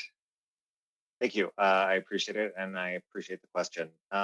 Is the wage subsidy working for my members at Air Canada and Air Canada Rouge? No, it's not. We have roughly 72% of our members, so just shy of 7,000 members laid off or will be laid off in the next week. Of all those members, none of them are able to participate in the CEWS program or CEWS program because the company is not utilizing it for those members. Do I think the government should do more? Yes, I think there should be a tie-in with the program, that if the program is going to be used for active, active employees, that those that are flipped off as inactive or those that are laid off or furloughed are placed on the program. One of the main things with the program is to keep the employee connected to the job force, keep them able to be flicked on per se, instead of going through a huge recall process. And of course, there's an avenue there to bargain with the union to deal with the benefits, the pension, and the other things that come along with it. So yes, I definitely think more needs to be done. And yeah, thank you. Thank you, Mr. Lasowski. Mr. Bachrach? Perhaps maybe I'll just follow up with Mr. Lasowski on that point and move on to the issue of workplace safety. Now, my understanding is that Transport Canada has really been working with the airlines to try to represent the workplace safety concerns of airline workers. Are they doing an adequate job of that, or is there a different arrangement that you think would better represent the workplace safety needs of the members you represent? Mr. Lasowski? Thanks for asking that question too. Definitely passionate on that one as well. So Transport Canada is definitely more engaged with us. There's weekly calls, there's dialogue. But what I find with Transport Canada, especially in my role as the union president for the airlines, is there's many recommendations. There's nothing being enforced. I'll give you a good example. One thing that is highly recommended industry-wide is a laboratory dedicated for people working on the plane. So a place where we can go that's sanitized, that's clean, that is only for cabin crew / pilots. That's a recommendation put out by Transport Canada, yet no airline in Canada is following it because nobody can enforce it. And this is a huge problem. There are great recommendations that come out, but there's nothing with teeth to follow up on it. And that causes us problems at our health and safety committees, where profit, I believe, comes ahead of safety in those scenarios. Now, if Transport Canada is putting it out, we have to believe that Transport Canada is putting it out because they have a basis to do that on. They've looked at something to lead them to believe that this is a safe practice. If it's a safe practice out there and our loads are at 50%, I don't understand why we're not following it, but more so why the government doesn't enforce it. Thank you. Mr. Bachrach? Thank you very much, Mr. Lasowski. Moving to Mr. Rowenbush, you mentioned regional routes, and this is something of great concern to people in Northwest British Columbia, where we've seen the suspension of service, scheduled passenger service on several routes.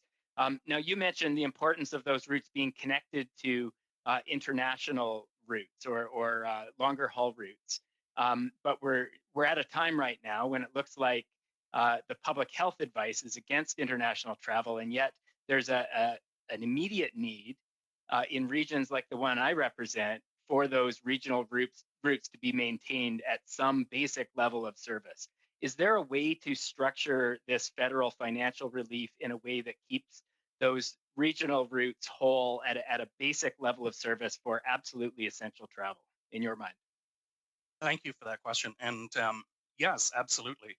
What I was getting at with that part of my statement was, until we have a place in the world where the pandemic has reached a certain level where we can once again see these global networks resuming to a certain capacity, just to be fueling those regional routes in Canada, we need to keep the regional routes going. And my intent was to indicate that, as the Prime Minister has indicated a number of times, that a part of an airline aid package would be regional routes. The point was that we will need some financial assistance in order to be able to get through the next period of time until the pandemic's reached a point where the global networks come back. So that was my intention. So absolutely, yes. And I agree, they're key to our nation's function. Thank you so much. Okay, maybe the last quick question is to Mr. Wayland about the NavCan services. And I'm wondering if he can talk a little bit more about the potential safety implications of losing these services, especially in remote communities. I know right now we're talking about concerns in Windsor and Whitehorse and Prince George, really important centers. Can he talk about the safety concerns that have been raised as a result of the speculation around termination of those services? Mr. Whalen? Yes, I'm going to defer to my colleague, Mr. Cameron. Mr. Cameron. Thank you, Mr. Chair. Yes, thank you for the question. As far as air traffic services, I can't quite comment on that, but any type of cuts you're looking at is going to be obviously for the passengers and the surrounding people. It's going to slow down. Our concern is more for the employees and not just the members that Local 2228 represents. All employees of NAV Canada, when they do cut jobs from any area, we're looking at not only the safety of the flying public and the other public, but also of the employees. We're talking about fatigue management. When you move people out, the company and everyone else is going to be looking at a certain level of service. And NAV Canada pre-pandemic was understaffed, and the previous CEO said it publicly a year or so ago that they were ramping back up to try and get close to 100% staffing. Well, now they've laid off, so now you're even farther down that rabbit hole, and they were more than willing to pay overtime to people to make up those levels of services, and that's probably what's going to happen again. So you're looking at fatigue management in just about every sector of NAV Canada, so that safety will take a hit. I hope I answered your question. Thank you, Mr. Cameron, and thank you, Mr. Bachrach, for your intervention. We're now going to move on to the second round. The first speaker will be Mr. Straw for the CPC, followed by Mr. Biddle for the Liberal Party for 5 minutes each, and for 2.5 minutes each, Mr. Barcelona-Deval of the Bloc and Mr. Bachrach of the NDP. Mr. Straw, you have the floor for 5 minutes. Thank you, Chair, and it's a pleasure to be here on behalf of the official opposition as the Shadow Minister for Labour. I want to get right into it here. It certainly is not normal to have a panel like this come before the committee and universally condemn the lack of action from the government. I think that is something that certainly I haven't seen an awful lot of in my nearly 10 years as a member. It's not often that the regulator is universally condemned in that way for a lack of action. And we know that in order to get your members back to work, and we thank you for the extra work that you're doing while doing your own jobs, advocating for your members. That's I'm sure a very mentally taxing activity in addition to having concerns about your own job security. We need to get things back to normal as possible during this. That means that we need to get the majority of the population vaccinated, those who want to get vaccinated. And we've seen certainly huge problems with the rollout of that. And I would, just my observation, that as those problems have been clear, as we have, for instance, 0 Pfizer vaccines being delivered, that the Prime Minister has started now to dangle this possibility of a 14-day mandatory hotel quarantine as a way to distract from the failure on vaccines. And I'm wondering, I'll start with Mr. Rowenbush and then go to Mr. Lisowski. Have you been consulted? Has your union been consulted on a possible 14-day mandatory hotel quarantine at cost to travelers? And what is your view on the impact that will have on the industry? Thank you. Rowenbush. Thank you very much. That's a very much appreciated question. No, in simple terms, no. We have had 0 consultation on that potential taking place. In terms of the impact on it, when the announcement was made just before the new year of the mandatory testing for passengers coming into Canada from abroad, the view of my union was that this was going to further destroy demand and our ability for the airline to keep revenue coming in. If this was to take place, and again, for which we have not been consulted, I would foresee almost decimating levels of complete inability to bring in any revenue whatsoever. This crisis began for our industry as a liquidity crisis for airlines, and quite simply stated, if this measure does get put in place and demand is just absolutely decimated, and I absolutely believe that the health of Canadians is important, but we need help to get through the next period if this announcement is made as an industry, because if WestJet, as an example, doesn't have the liquidity to survive, no one's coming back to a job when this is over. And that's why we are so insistent that we need something here in order to be able to have jobs and an employer to return to. I can't overstate the significance of how that would unfold without an aid package or some sort of assistance.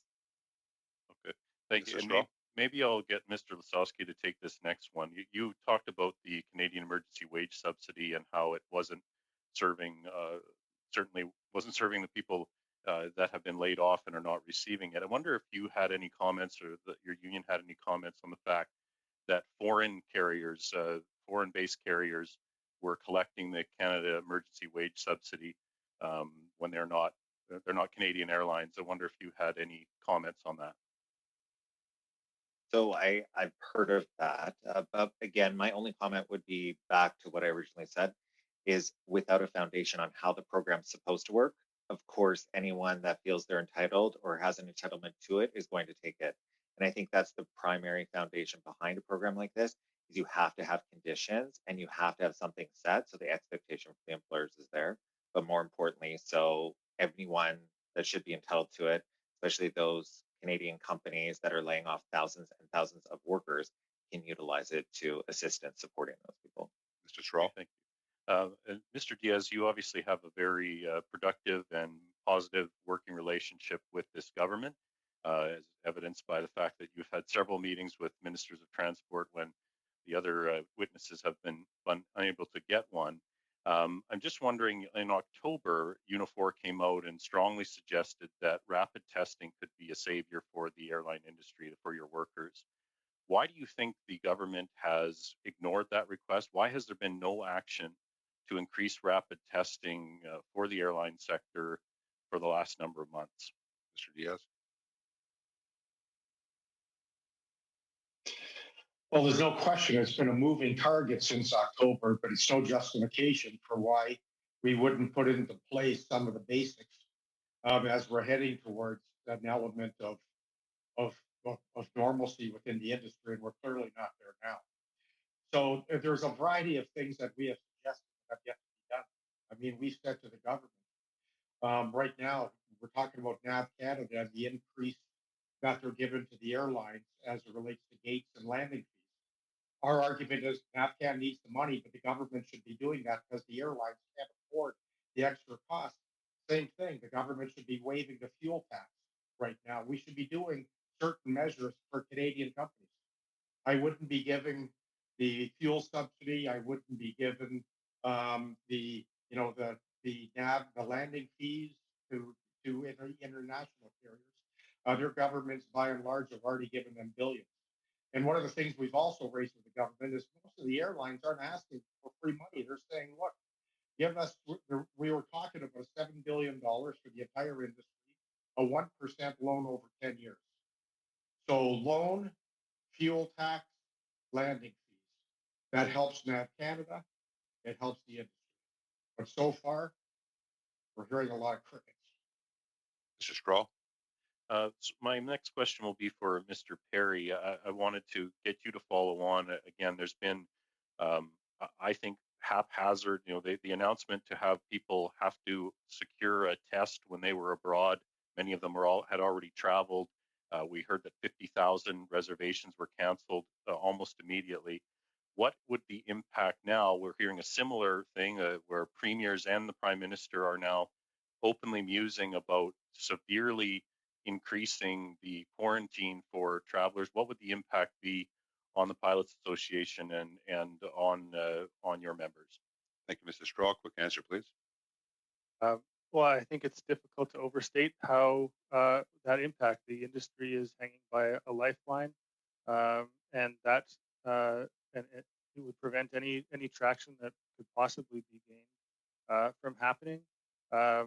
Those types of measures would go against, recommended practices that come from world organizations that we've referenced many times in our submissions to the government.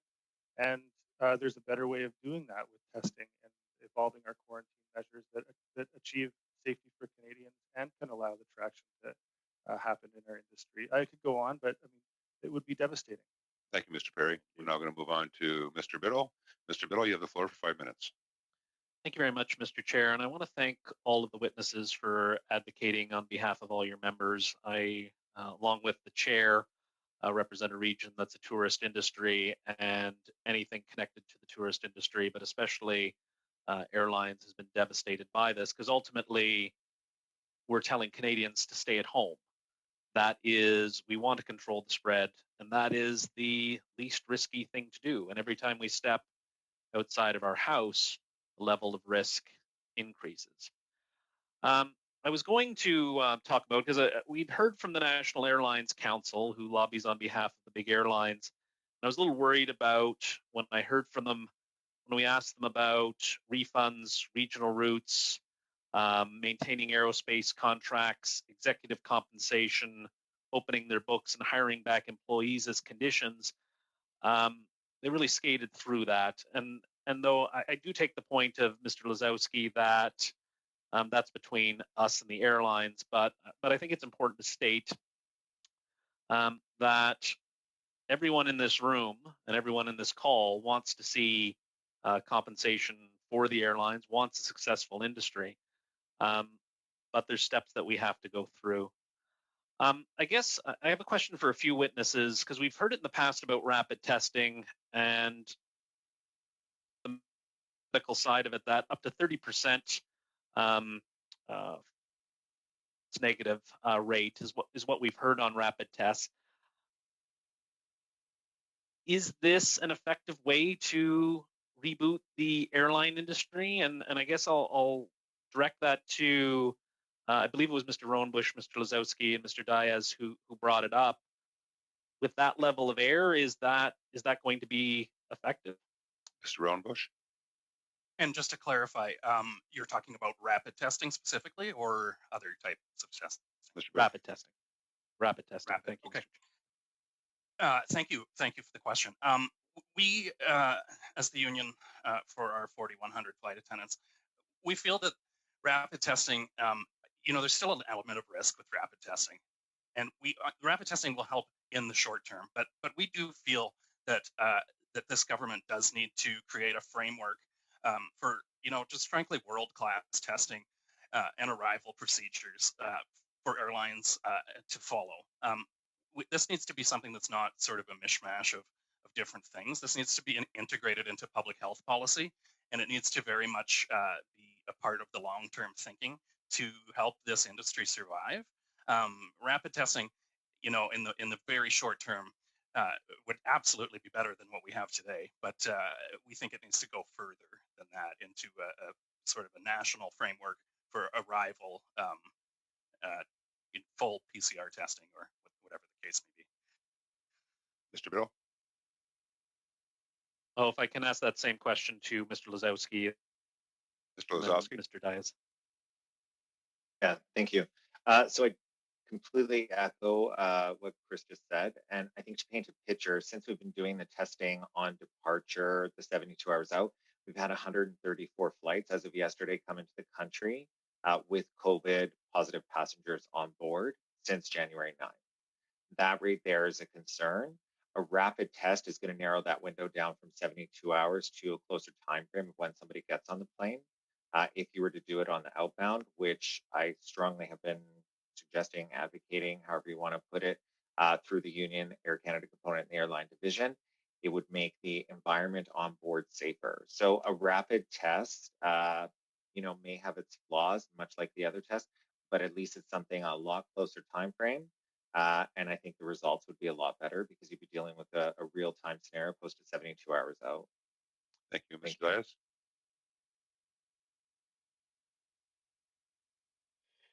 Yes, as the previous speakers have said, it's one tool in the toolbox.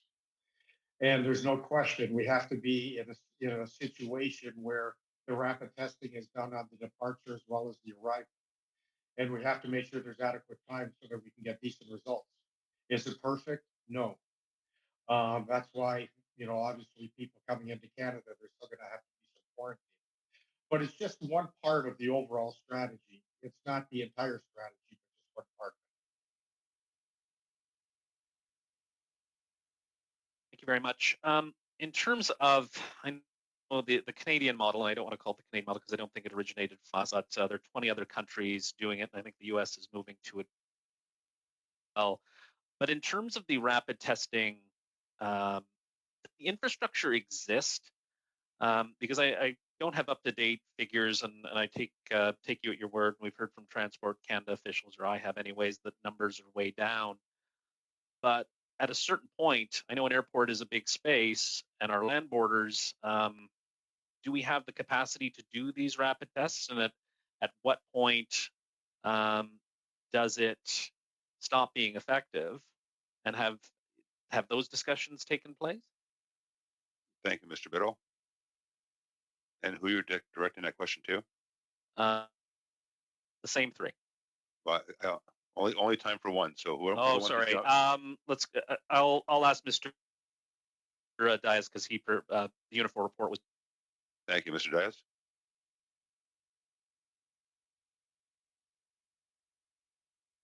I'm sorry, I didn't catch the question. You're going in and out. Oh, sorry. Basically, does the infrastructure exist at our airports and land borders to conduct these rapid tests in the amount that we required? Yes, I think we absolutely have some basic structures in place already. And I don't think implementing it would be all that difficult. I think it is going to require the political will. But let me just talk about one other thing that you had raised, if you don't mind. Look, when I speak to people, there seems to be a preoccupation with the executive compensation, whole issue of return to shareholders, the amount of money, for example, that Air Canada had on hand when the pandemic hit. That can't be justifications for doing nothing. It's not about executive salaries, even though I think they're exorbitant. It's not about return to the shareholders. It's about the tens of thousands of people who are unemployed in the future of the industry. So I think we need to start concentrating on that because we're not going to have a build back better if we don't have a strong airline industry. Thank you, Mr. Dias. We're now going to move on for 2.5 minutes to our third intervention of the second round. Mr. Barcelona-Bell, the floor is yours. Merci, Monsieur le Président. Thank you, Mr. Chairman. I think Mr. Dias already addressed what I was going to ask. Let me say from the outset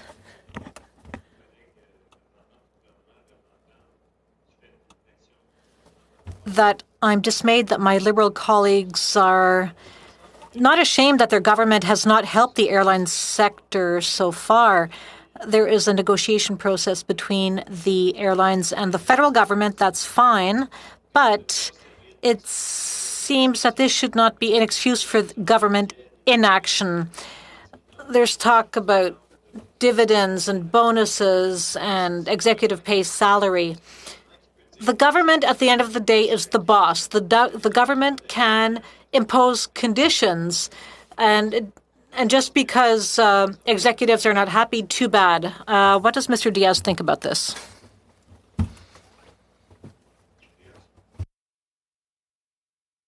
Look, I covered it. The bottom line is look, I know that Air Canada just borrowed $6 billion at pretty high interest rates. That's not the ticket for a long-term strategic business plan. And listen, the whole issue of executive salaries and bonuses, that's a subject for another day of which I could eat up the entire 2 hours of that phone. But you can't miss the forest because of the trees. This is about preserving the industry. It's about putting money in people's pockets. It's about making sure that people can pay their rent and put food on the table. So that's the big issue here. We can always go down rabbit holes of saying we can't do something because of this, because of that, because of this. But we're missing the bigger picture. We'll never have an economic recovery coming out of COVID if we don't have a strong airline industry, period. Thank you, Mr. Dias. Mr. Barcelona-Bell. Thank you, Mr. Dias, for your answer. I'd like to hear Mr. Lazowski now. Is there anything preventing the government from imposing its conditions? Lazowski? Anything preventing the government from imposing conditions? No, I don't see anything that would prevent the government from moving forward with that. Mr. Percival-Duval? Well, in that case, we're going around in circles, Mr. Chairman. The government could have decided a year ago, back in March of last year, Mr. Trudeau could have spoken with the airlines. Mr. Garneau was saying that help was coming, but it's February now. What all the witnesses are saying is that the government needs to act quickly now, and it's time to stop this inaction. So I don't have any additional questions, and I think my time is running out anyhow. Duval. We're now going to move on for 2.5 minutes to our last intervention of the second round. Mr. Bachrach, the floor is yours. Thank you, Mr. Chair. My first question is to Mr. Diaz. I was listening with great interest to your remarks about potential conditions and some of the concerns the Canadian public has around how these financial packages are structured. I think a lot of Canadians were pretty dismayed to hear that there were big corporations that took the wage subsidy and then turned around and paid dividends to their shareholders. And I take your point that we need to see the big picture.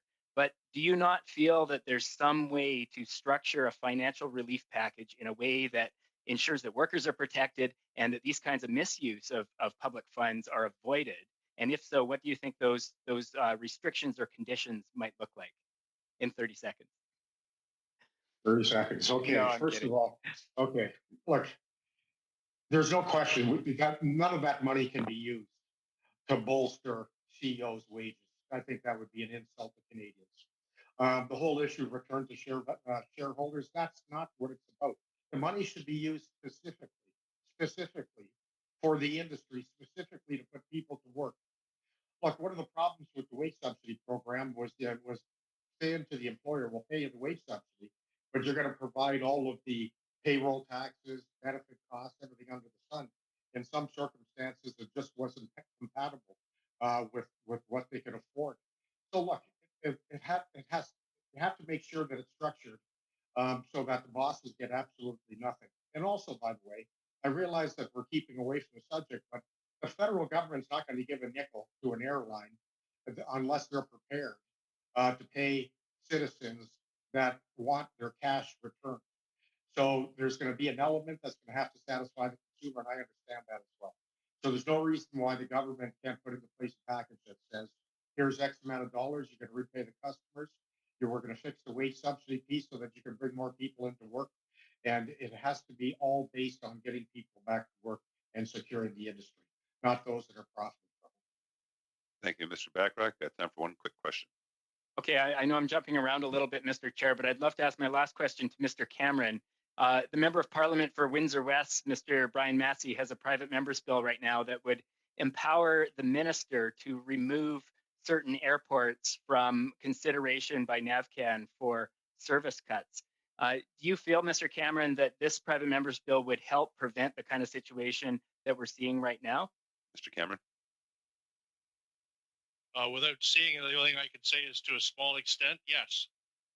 From it's my understanding that the Commercialization Act holds NAV Canada's feet to the fire for a certain level of service. But they can still cut. They just have to tell people when and where, and have to give them a certain amount of time. It would slow things down. Yes, I'd like to see it happen, because the more services we have still at airports, the easier it is to maintain it, not to bring it back. It's very difficult to bring it back once it's gone. Thank you, Mr. Cameron. Thank you, Mr. Bachrach. We're now going to move on to Mr. Cram for 5 minutes, the Conservative Party. Mr. Cram, the floor is yours. All right. Thank you, Mr. Chair. And I would like to thank all the witnesses for joining us today and sharing their perspectives on this very important study. I was particularly interested in the opening statements by Mr. Wayland and Ms. Davio, in particular with your request for a $750 million subsidy to NAV Canada. And this subsidy would be contingent on a moratorium on layoffs.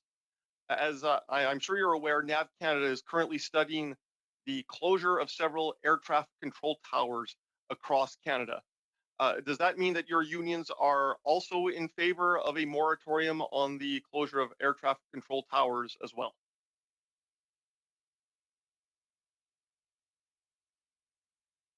Mr. Cram, who did you want that question? Could I get Mr. Wayland and Ms. Davio? Thank you. Mr. Whalen, Ms. Davio. Thank you for the question, Mr. Graham. Yes, I mean, certainly we've heard from witnesses and from members of the committee that any reduction in services is not just for airlines, but it's food security. It is cargo, materials, getting to these smaller airports. So we certainly want to see a moratorium on those, as well as any layoffs. And I believe my colleague, Mr. Cameron, did mention that, the reduction in staffing also increases fatigue for those that may be still left behind. Thank you, Mr. Whalen. Ms. Davio? Yeah, thank you.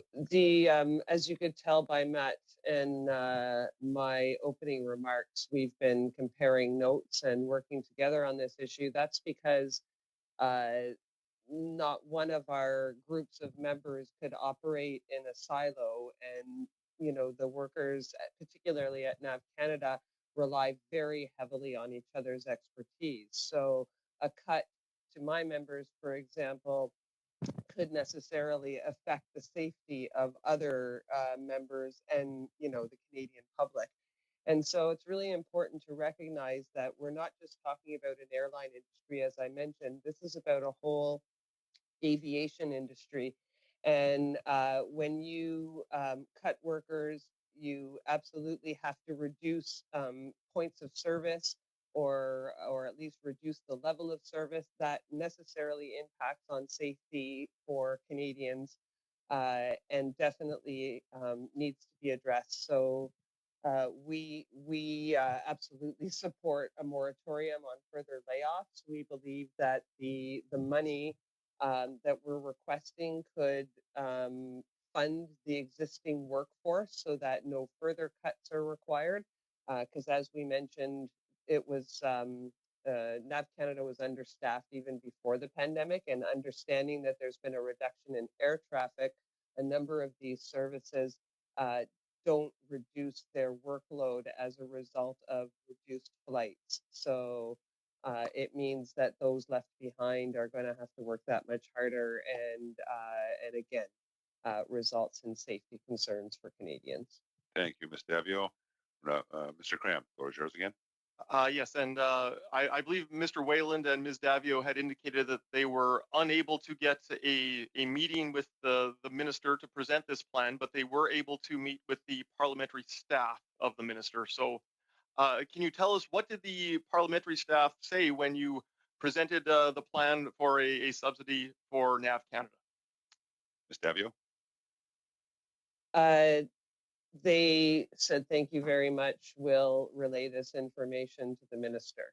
Unfortunately, no outward support of the plan, or even understanding of the urgency of putting a plan in place. I mean, these cuts are happening as we speak all across the entire industry, and time is not our friend here. And, in many parts of this industry, you simply can't flick the switch and put it back on once you've taken these steps to make mass reductions across the industry. So, thank you, Ms. Davio. Mr. Whalen, do you want to comment on that? Yes, thank you for the question. Certainly, that is the case. We've had meetings with the minister's staff. I've had several myself. I did relay the information as well to meetings at PMO office, trying to push it up the chain. It was meant that we did have some discussions on it, but again, we're still here discussing it today. Thank you, Mr. Wayland, and thank you, Mr. Cram, for your intervention. We're now going to move on for 5 minutes to Mr. Rogers of the Liberal Party. Mr. Rogers, the floor is yours. Thank you, Mr. Chair, and thank you to all of our witnesses today for their presentations and taking all of our questions from the committee. In Atlantic Canada, we've got some major challenges as well, of course, and as well as, of course, rural Canada. The challenges seem to be compounded in terms of travel. We've got major issues with the closure of or the closure of routes to places like Gander, Deer Lake, and Labrador, and parts of Newfoundland and Labrador, and other parts of Atlantic Canada. And that seemed to be compounded by the Atlantic bubble, which has really worked well to protect the residents of the Atlantic provinces. We've been able to really control the spread of the virus and protect the health of the people that live in Atlantic Canada. And many people believe that we've done a fantastic job of that. Of course, the problem with that's a catch-22 situation when it comes to traveling and airlines and airports. And so we have major issues with people like rotational workers, for instance, that need to go to their jobs in other parts of Canada and fly back to Atlantic Canada. So there's compounding their problem, getting back and forth and getting home, creating all kinds of problems for those kinds of people. We have a situation where we're doing a great job of protecting health, but of course, the airline industry has borne the brunt of that. In our fall economic statement, we announced over $1 billion support to small and medium-sized airports. And I know there's ongoing negotiations with the airline industry, and we're equally as anxious to see something done that will salvage the airline industry. So I guess depending on the demands, and Mr. Diaz, you've made reference to compensating Canadians. So do you think support for the air sector should be conditional on airlines restoring services to regional routes? And I'll put that question to Mr. Perry and maybe to Mr. Diaz. Mr. Perry, then over to Mr. Diaz. Mr. Perry, floor is yours. Thank you very much for the question. I think that there is, a clear benefit and a clear requirement to have connectivity across the country, and that's in everybody's interest. How that deal is structured, clearly the government is in some conversation with airlines. I think better outcomes would come if labor organizations were part of that. You mentioned people traveling around the country and elsewhere for the purposes of work, and I think that it's clear that connectivity across the country is important, and I think it should be part of the discussion, and I think we should be part of the discussion so that we can bring our voice to that conversation. Thank you, Mr. Perry. Mr. Diaz. All right. I believe it would be political suicide for the Liberals to give Air Canada money and others that still owe their customers money. So there's no question that would have to be a part of the deal, in my opinion, because there will be a scream from customers, and understandably so, that Air Canada would receive billions of dollars and not repay. So I think that just has to be a part of the deal. Number two, we can't have it both ways. We can't say that as a result of provincial jurisdictions where we're going to create the Atlantic bubble, or we're going to have rules based on safety, where the government's regulations, rules, restrictions, which are done for all the right reasons. I'm not second guessing this. But you can't have a situation where there's regulations enforced, there's rules are put forward by the governments, which in essence are destroying the industry and saying to the industry, well, you're on your own. So we can't have it both ways. We understand the preoccupation with safety. There's nobody here that disagrees with that. But what we're saying is if the government is going to put into place restrictions that are going to lead to the economic carnage of the industry, then my gosh, you would think that they would put up their hands and say, listen, we understand. We're all in this together. Just like this pandemic, we're all in it together, regardless of industry, regardless of province. The only way we're going to get out of this is by doing it together. And that means that we're going to have a strong economy as well. Thank you, Mr. Diaz, and thank you, Mr. Rogers. I appreciate your interventions. We're now going to move on to the third round, and we're going to start off for 5 minutes. Mr. Shipley for the CPC, you have the floor. Thank you, Mr. Chair. I'm going to start off with I took many quotes, as many of the great. First of all, thank you to all the witnesses for being here today. I took some quotes as I was intently listening, and we're all in a very tough state here. the airline industry is in a very tough position. I have mentioned many times that in my riding of Barrie, Springwater, Ormonte, it's sometimes referred to as Terminal 4 because I have so many employees in my area from Pearson who travel up and down the 400. I'm hearing about it daily. So some of the comments I heard today were quite shocking, and then I will repeat a couple of them back. Mr. Laskowski, pardon me with the pronunciation there, sir. Your exact quote was, "The government needs to work with us, not against us." And Mr. Perry, your quote was, "No proper consultation on safety by the government." And Mr. Rowenbush said, "Crisis has been made worse by the government." Obviously, the pandemic is bad enough in itself. Perhaps we could start with Mr. Lasowski, and he could expand on that, what he means by the government needs to work with us, not against us. There's a good starting point. Mr. Lasowski. Thank you very much for the question. I think that happens in, I think that can happen, sorry, in a multitude of ways. So I think I primarily did it with regards to the work refusals and just the government not listening through that process. I think with the queues is another thing that I've reiterated today as well, to ensure that our members are protected in that sort of realm. And number three, of course, is just with some form of assistance to the aviation sector as a whole, to ensure that it is there, it is sustainable, and there are jobs to go back to. So I think I've reiterated it quite a bit, but I think those are the three main points that I definitely move forward again. Mr. Shipley. Thank you. Thank you, sir. And Mr. Perry, your comment about no proper consultation on safety by the government. Would you like to expand on that just a little bit more one more time? Yes, thank you. I think, consultation has been an issue for us all along since the beginning. And all of these announcements, all these policy announcements, travel announcements, lack of announcements for funding have just a tremendous impact on us.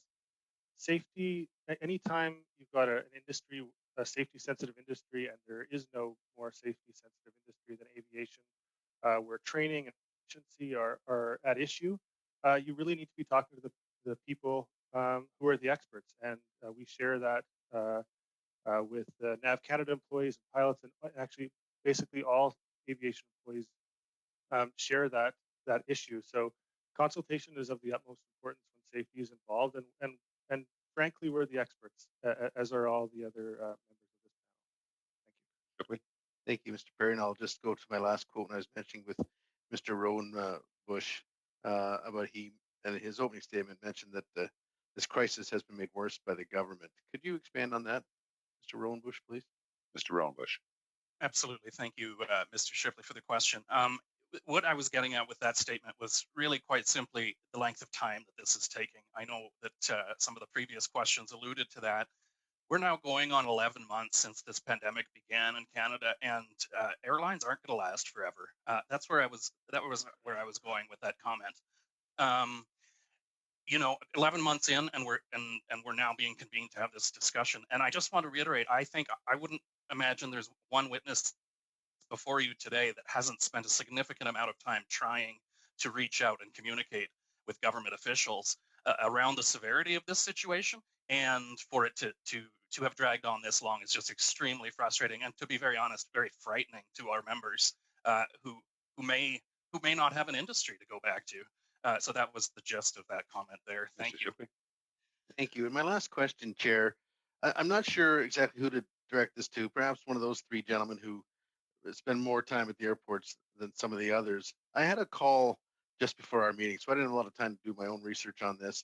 Speaking with a member of an association down there who works at Pearson and was telling me about there's actually a Pearson COVID log, which was news to me. And he was indicating that some of the highest COVID percentages or results, or maybe people being entered into the COVID log, were coming from the actual passenger screening, security screening. We're having a fairly high COVID rate at the airport. That must be a little alarming for all of you people who have to go through the airport and work with these. I mean, rapid testing is one thing.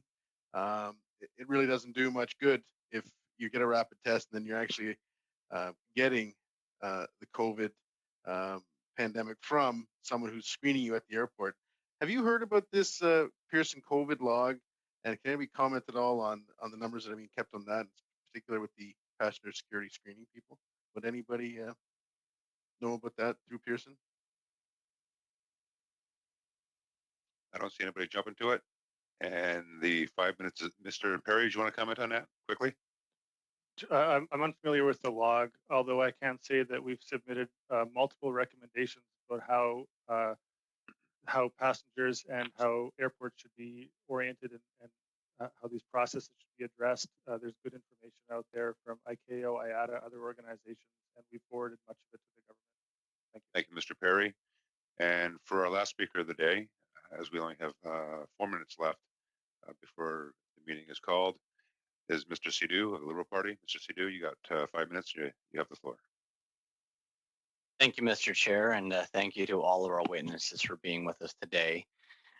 I've spoken to many of my constituents in my riding who were able to access the wage subsidy through their employers or have accessed the simplified EI program, as many of them are employed or were employed in one way or another by the transportation sector. I've also had a chance to speak to friends in other countries who say the CERB, EI, or wage subsidy type of supports are not available in their countries. These are very important programs we have, and lots of Canadians, millions of, in fact, workers have benefited across the country through this very challenging time. Mr. Diaz, my question is to you. Are you supportive of the Government of Canada's broader measures to support Canadians through this pandemic, such as the Canada Recovery Benefits and the Simplified EI program? Mr. Diaz? Well, there's no question. I mean, in the beginning, everybody was scrambling to put money in people's pockets. So many of the initiatives, of course, were positive. But what we're talking about is how to do it better. What did we learn from it? Like you talked about EI, the reality is we know that the EI system here in Canada is broken. We couldn't, when the pandemic hit, we were completely unprepared. So now it's not a question of just reverting back to the old ways of doing things. What have we learned? We've learned that workers deserve at least a floor as it relates to EI. More people need to qualify. If you can imagine, more people qualified based on the government's initiatives during the pandemic than normally ever would have. Because we know that only about 38% of Canadians ever qualify for unemployment insurance. So we know that the social security system here in Canada is broken. So it's time to fix it. So have there been some initiatives that I supported? The answer is yes. Have some of the programs been wildly ineffective? The answer is yes. But the bottom line is, listen, I give the various governments credit for coming together and mainly leaving the politics at the door. This has been a challenging time for everyone. And we came together more as a nation. And we'll come together better if we leave the politics at home. But the question now is, what are we going to do next? Thank you, Mr. Diaz. Mr. Sidhu? Thank you for your insights, Mr. Diaz. Mr. Robin Bush, what role did the wage subsidy play in keeping your members employed? Mr. Roundbush? Thank you, Mr. Sidhu, for the question. In a similar answer, yes, the wage subsidy was actually effective for the membership that I serve. The employer did offer it as an option for all furloughed cabin crew members across our 3 airlines, and we had very significant uptake on it. If this pandemic does continue like well into this year, the trailing off of the percentage amount may be less effective, but overall the CEWS has been helpful to my members overall. Thank you. Mr. Sidhu? Thank you, Mr. Chair.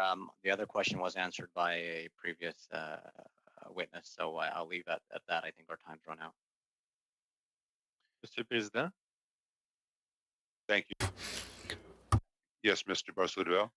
Oui, je voulais juste vous demander, en fait, s'il serait... Mr. Chair, I'm just wondering whether I may intervene because I had a little time left earlier, and Mr. Sidhu does have some time left as well. I'll give you one question, Mr. Barcelona. If it is a question, you can proceed. Go ahead. Merci, Monsieur le Président. Thank you, Mr. Chairman. Yes, indeed, I have a question. My question is for Mr. Perry of the Airline Pilots Association. This weekend, I read a really touching letter by a man called Bradley Small. He wrote an open letter in La Presse, and he was the pilot of the Prime Minister's plane during the election campaign. And in the letter, he said that he got to know the Prime Minister and voted for him in the last election. And he also said at the end of the letter, and I'll read it, He said, I don't know if I'm going to be working next month. I don't know if my employer is going to survive. I don't know how many of my colleagues are going to be laid off, are going to lose their houses and their savings, but I know that government inaction will not be forgotten. Today, you are pointing fingers at us and you are humiliating us. So I'm just wondering whether these feelings expressed by this man represent your feelings on the situation and whether generally pilots feel this way. Thank you, Mr. Barroso-Duval. I'm assuming that you were directing that question to who? Mr. Diaz, Mr. Rowenbush? Mr. Perry. It's for Mr. Perry. Mr. Perry, go ahead. I thank you for the question. I'm aware of the very heartfelt letter that was written to the Prime Minister. I think that his thoughts and feelings characterize the thoughts and feelings of basically my entire membership. Everyone, all the pilots through their union and engagement have been doing what we believe is their end of the bargain. They've been working, through very difficult and trying times, and there's very little in the way of certainty for their future, their professional future, and the future of the industry to which they're invested. And I feel that, and I'm aware that they're aware of the promises that have been made about support for this industry, and they're wondering where it is. So I think it does characterize the thoughts and feelings very much of a broad of our membership broadly. Thank you. Thank you, Mr. Perry. Thank you, Mr. Barroso-Duval, and to all the witnesses, thank you sincerely for your time today. There's no question that we do find ourselves in some challenging times, not just within this sector, but many sectors throughout the country. And I'm sure everyone can appreciate we're all working together, all 338 members, regardless of party. We're all working together to ensure that Canadians' backs are looked after. And again, to the members as well, I want to congratulate you and thank you for your interventions today. We will be taking a lot of this input that we've received throughout this study. And of course, as Mr. Diaz alluded to, using this as building back better. We do recognize that the past is no longer the norm. It's what we're living today, as well as what we're going to be into following the post-pandemic recovery in terms of finding new ways, better ways to ensure that Canadians are well looked after. So with that, I do thank all of you that participated in today's meeting, and we look forward to the next meeting. Have a great evening. I'll adjourn this meeting, and we'll see you back here on Thursday. Thanks to all the committee for your time.